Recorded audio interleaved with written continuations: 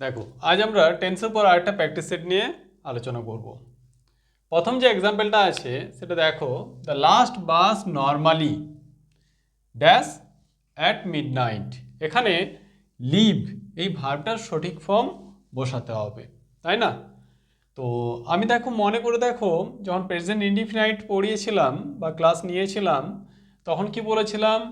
Normally, usually, seldom, often এগুলো যখন থাকবে এগুলো প্রেজেন্ট ইনডিফিনাইট টেন্সকে বোঝায় বেশিরভাগ ক্ষেত্রে, জেনারেলি, তাই না? তো এক্ষেত্রেও প্রেজেন্ট ইনডিফিনাইট টেন্স অ্যাপ্লাই হবে। তাহলে এই যে লাস্ট বাস সেটা সাধারণত রাত্রে ছাড়ে, এটা প্রেজেন্ট ইনডিফিনাইটের ব্যাপার।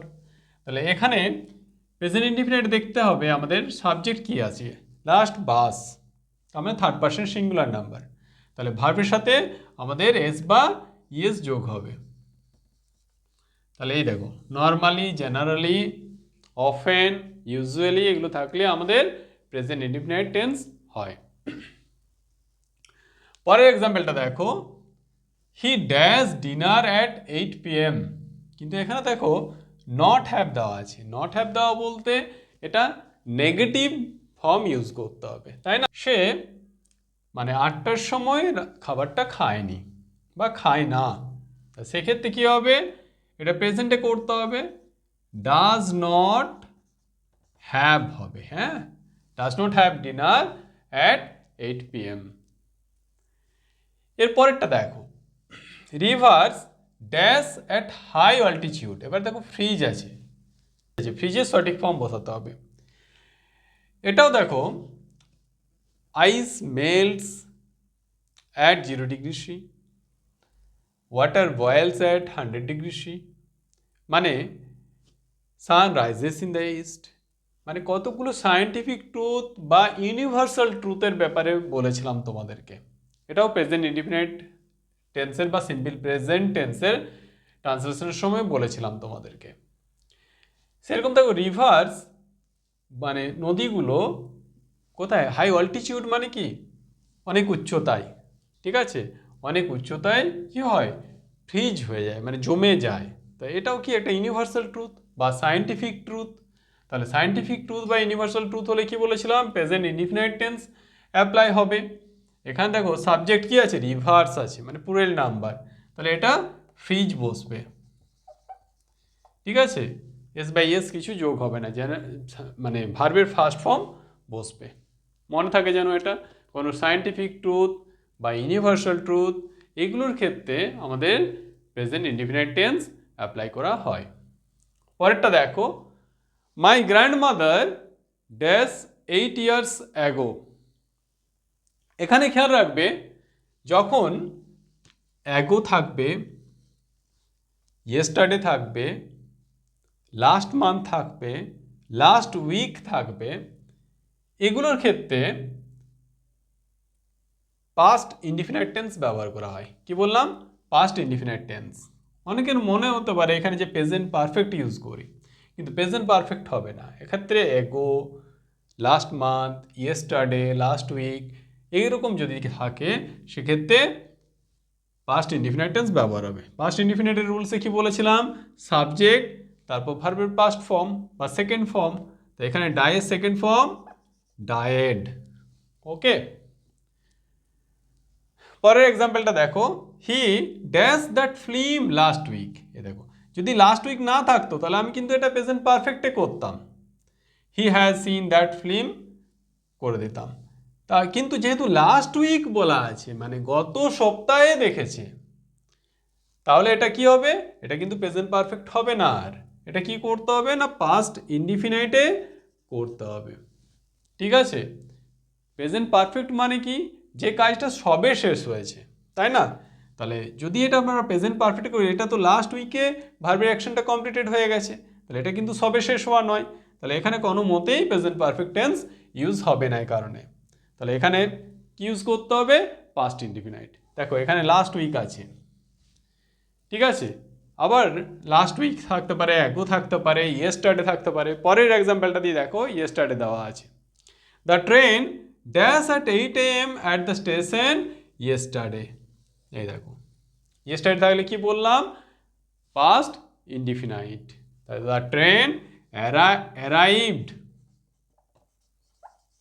at the station at 8 a.m. at the station yesterday. ওকে, মানে গতকাল 8টার সময় স্টেশনে ট্রেনটা পৌঁছেছিল।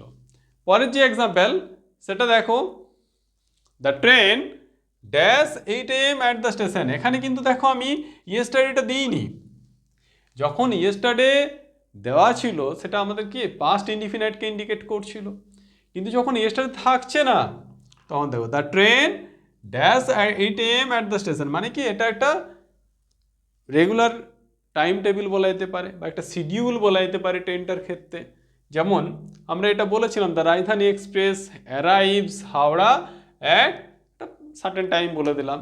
এখানেও সেম, যখন ইয়েস্টারডে থাকছে না এটা একটা শিডিউল বোঝাচ্ছে, তাই না, যে টাইমে ট্রেনটা পৌঁছায়। তো সেক্ষেত্রে প্রেজেন্ট ইনডিফিনাইট টেন্স ইউজ করতে হয়, এখানেও প্রেজেন্ট ইনডিফিনাইট ইউজ হবে। Ten third person singular number, তাই ভার্বের সাথে এস বাই এস যোগ করতে হবে। দেখো, as she dash the stairs she slipped and fell, এটা ক্লাইম্বের সঠিক ফর্ম বসাতে হবে। দেখো স্লিপড মানে পিছলে পড়েছিল আবার পড়ে গিয়েছিল, তা দুটোই পাস্টের তো পাস্ট টাইমে একটা কন্টিনিউ ইভেন্ট ঘটছিল, ভার্বের অ্যাকশনটা কন্টিনিউ করছিল সেই টাইমে এটা ঘটেছে। তাহলে অ্যাজ সি, তাহলে এটা প্রগ্রেসিভ পাস্ট কন্টিনিউয়াসে করতে হবে যেহেতু পাস্ট টাইমের একটা কন্টিনিউ ইভেন্ট, তাই না। তা অ্যাজ সি ওয়াজ ক্লাইম্বিং, ঠিক আছে, as she was climbing the stairs she slipped and fell. দেখো পাস্টের ঘটনা, সে পিছলে গিয়েছিল এবং পড়ে গিয়েছিল, পিছলে পড়ে গিয়েছিল। তো যখন এই কাজটা করছিল মানে যে ওঠাটা কন্টিনিউ করছিল তখন এই ঘটনাটা ঘটেছে, তাহলে এটা পাস্ট কন্টিনিউয়াসে করতে হবে। পরেরটা দেখো, মাই কাজিন উইয়ার স্যান্ডেলস, মানে এটা দেখো একটা জেনারেল হ্যাবিট, তার জন্য এখানে প্রেজেন্ট ইনডিফিনাইট টেন্স হয়েছে। সে সাধারণত মানে চপ্পল পরে বা স্যান্ডেল পরে। বাট হোয়েন আই লাস্ট শ হিম, কিন্তু যখন আমি তাকে লাস্ট দেখেছিলাম হি ড্যাশ বুটস, তাহলে দেখো যখন তাকে লাস্ট দেখেছিলাম তখন কি করছিল, সে বুট পরছিল, মানে পরার কাজটা তখন কি কন্টিনিউ হচ্ছিল পাস্ট টাইমে। তো পাস্ট টাইমে যখন এটা কন্টিনিউ অ্যাকশন বোঝাবে তখন কি হবে, পাস্ট কন্টিনিউয়াস হবে। পাস্ট কন্টিনিউয়াসের রুলস কি, থার্ড পারসন সিঙ্গুলার নাম্বারের পর ওয়াজ বসে, আর ভার্বের সাথে আইএনজি যোগ বলেছিলাম, তাহলে এই যে উইয়ার তার সাথে আইএনজি যোগ করতে হবে। পরেরটা দেখো, on the beach many children dash and many girls dash in the sea. দেখো বিচ মানে সমুদ্র সৈকতে অনেক ছেলে অনেক শিশুরা কি করছিল না, তারা নিশ্চয়ই কোনো একটা কাজ কন্টিনিউ করছিল এবং অনেক মেয়েরাও একটা কাজ কন্টিনিউ করছিল। এখানে দেখো দুটো অপশন দেওয়া আছে, প্লে এবং সুইম। তাহলে এই যে ছেলেরা এরা কিন্তু খেলা কাজটা কন্টিনিউ করছিল আর মেয়েরা সাঁতার কাটা কাজটা কন্টিনিউ করছিল। তাহলে এক্ষেত্রে কী হবে, এটাও কন্টিনিউয়াসে করতে হবে, যেহেতু চিলড্রেন প্লুরাল নাম্বার, তাহলে সেক্ষেত্রে কি আসবে, ওয়ের প্লেয়িং, ঠিক আছে। অন্যদিকে দেখো মেনি গার্লস, এটার ক্ষেত্রেও ওয়ের আসবে কারণ এটাও প্লুরাল নাম্বার, এরা সুইমিং। এখানে খেয়াল রাখতে হবে সুইম মনোসিলেবিক ওয়ার্ড, এর ক্ষেত্রে কি লাস্টে এমটা রিপিট করতে হবে। তারপর দেখো, at the rate he is studying he dash by next year, ঠিক আছে, মানে সে যেভাবে পড়ছে তাতে সে কি করবে, পরের বছরের মধ্যেই, দেখো বাই নেক্সট ইয়ার মানে পরের বছরের মধ্যে, মানে একটা নির্দিষ্ট টাইম লাইন বেঁধে দেওয়া হয়েছে। এটা কোন টেন্সের ক্ষেত্রে হতে পারে, ফিউচার পারফেক্ট, ঠিক আছে, ফিউচার পারফেক্টের ক্ষেত্রে একটা নির্দিষ্ট টাইম লাইন বেঁধে দেওয়া থাকে যার মধ্যে ভার্বের অ্যাকশনটা কমপ্লিট হবে।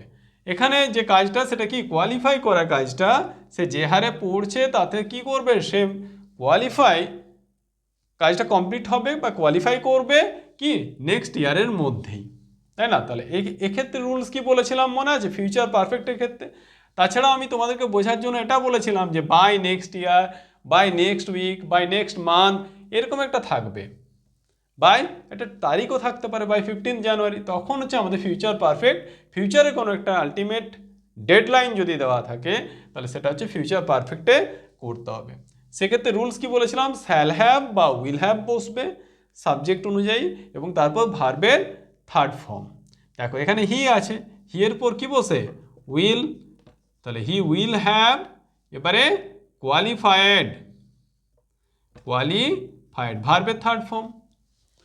ঠিক আছে, পরেরটা দেখো, if he continues with his exercise, যদি সে তার এক্সারসাইজ চালিয়ে যায়, he dash 10 KG by the end of this month. এই দেখো আবার দেখো, by the end of this month, মানে এই মাসের শেষে সে একটা মানে ডেডলাইন ফিক্সড করে নিয়েছে, তার মধ্যে সে ওই ওয়েটটা কমাবে, তাই না? সেই ডেডলাইনটা দেওয়া আছে, তা সেক্ষেত্রে কী হবে, এটাও ফিউচার পারফেক্ট হবে।